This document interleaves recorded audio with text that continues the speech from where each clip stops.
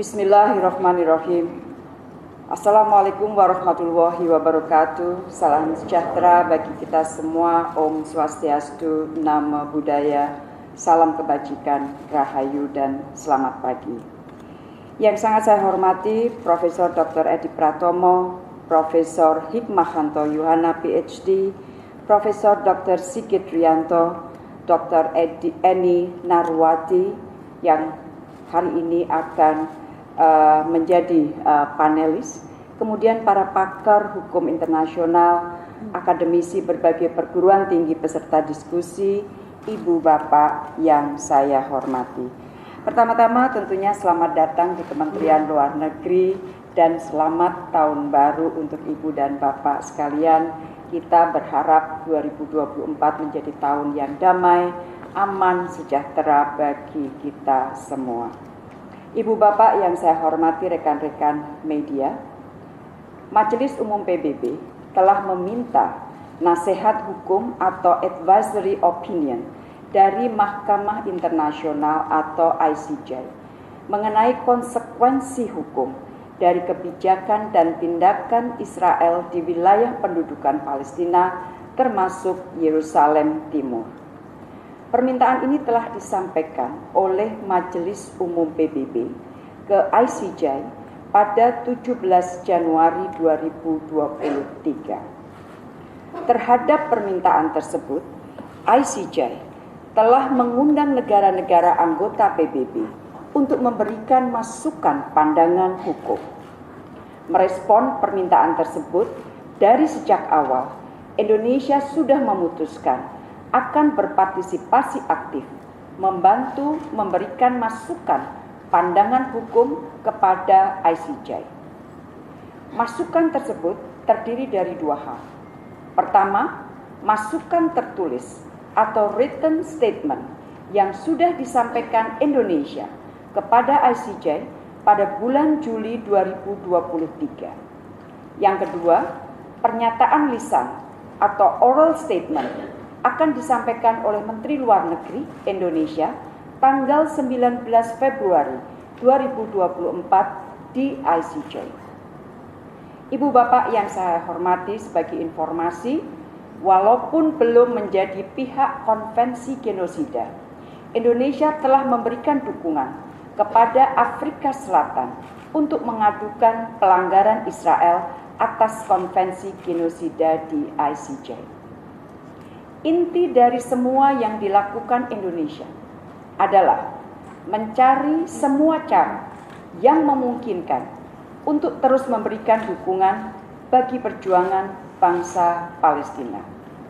Ibu bapak yang saya hormati, pertemuan pagi ini sangat penting karena saya dan Kementerian Luar Negeri ingin mendengarkan masukan para ahli hukum internasional mengenai dasar dan prinsip hukum internasional bahwa pelanggaran Israel tidak dapat diterima. Pandangan dan masukan para ahli hukum internasional diperlukan untuk membangun legal opinion yang komprehensif dan sesuai hukum internasional untuk menunjukkan kepada dunia blatant violation of international law yang dilakukan Israel terhadap Palestina. Indonesia mendukung upaya Majelis Umum mendapatkan advisory opinion dari Mahkamah karena hukum internasional harus ditegakkan. Hak untuk menentukan nasib sendiri rakyat Palestina harus dihormati dan pendudukan Palestina oleh Israel yang sudah berlangsung lebih dari 70 tahun tidak akan menghapuskan hak rakyat Palestina untuk merdeka.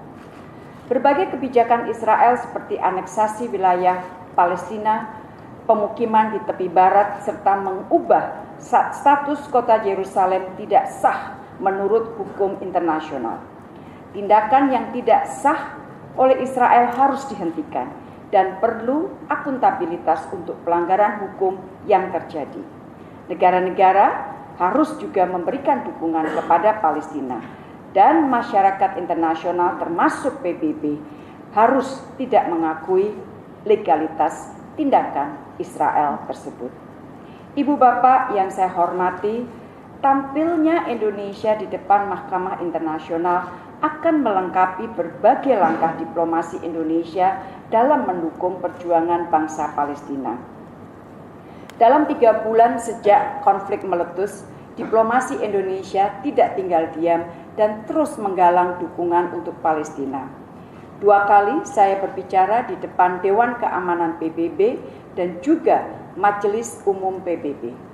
Saya juga berbicara di forum internasional lainnya seperti ASEAN, WHO, Dewan HAM, hingga Global Refugee Forum. Para diplomat Indonesia juga menyuarakan dan menggalang dukungan bagi Palestina di berbagai forum dan di berbagai negara. Dan pada saat yang sama, Indonesia juga telah mengirimkan dan akan terus mengirimkan bantuan kemanusiaan untuk Palestina. Presiden Joko Widodo juga langsung memimpin delegasi Indonesia pada KTT gabungan OKI dan Liga Arab. Delegasi Indonesia telah menjadi salah satu motor penggerak untuk menggalang dukungan bagi Palestina. Dan secara khusus, para pemimpin KTT gabungan OKI dan Liga Arab telah meminta saya dan 6 Menteri Luar Negeri OKI lainnya untuk menjalankan misi internasional mendorong gencatan senjata dan proses perdamaian. Dalam menjalankan mandat tersebut, Ibu Bapak, Komite Menlu telah melaksanakan, Komite Menlu ini adalah 7 Menteri Luar Negeri dari OKI. Komite Menlu telah melakukan diplomasi secara khusus menemui para pejabat tinggi, termasuk dan terutama adalah 5 negara anggota tetap Dewan Keamanan PBB, baik pada level kepala pemerintahan maupun pada level Menteri Luar Negeri. Kita melihat bahwa jumlah negara yang mendukung resolusi Palestina di PBB semakin meningkat, sementara jumlah negara yang menentang dan abstain semakin menurun. Tekanan domestik terhadap negara kunci semakin meningkat, dan pada akhir tahun lalu Dewan Keamanan PBB akhirnya berhasil mengadopsi resolusi kemanusiaan untuk Palestina, namun semua itu belum cukup. Bagi Indonesia, gencatan senjata diperlukan dan akan menjadi game changer untuk menyelesaikan isu Gaza. Ibu bapak yang saya hormati, 3 bulan sejak mulainya konflik, tingkat kematian tertinggi kita lihat ada di Gaza. Sekitar 23.000 penduduk Palestina tewas. Petugas medis dan fasilitas kesehatan termasuk rumah sakit Indonesia turut diserang Israel.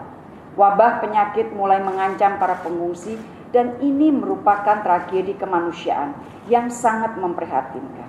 Karena itu diplomasi Indonesia untuk Palestina belumlah selesai. Diplomasi Indonesia harus terus berlanjut, baik dari sisi politik, ekonomi, kemanusiaan, dan juga hukum internasional, hingga bangsa Palestina dapat menikmati kemerdekaan yang sepenuh-penuhnya. Di dalam konteks inilah pandangan dan masukan dari para ahli hukum internasional diperlukan, karena hukum internasional adalah elemen penting dari politik luar negeri dan diplomasi Indonesia.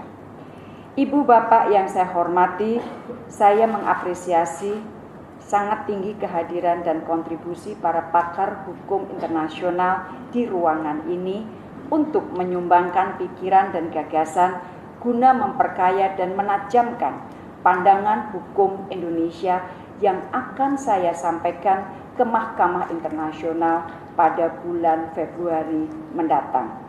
Deliberasi kita hari ini tidak hanya untuk mendukung diplomasi Indonesia, tetapi juga untuk mendukung penegakan world order berdasarkan hukum internasional dan mendukung saudara-saudari kita di Palestina mencapai cita-cita kemerdekaannya.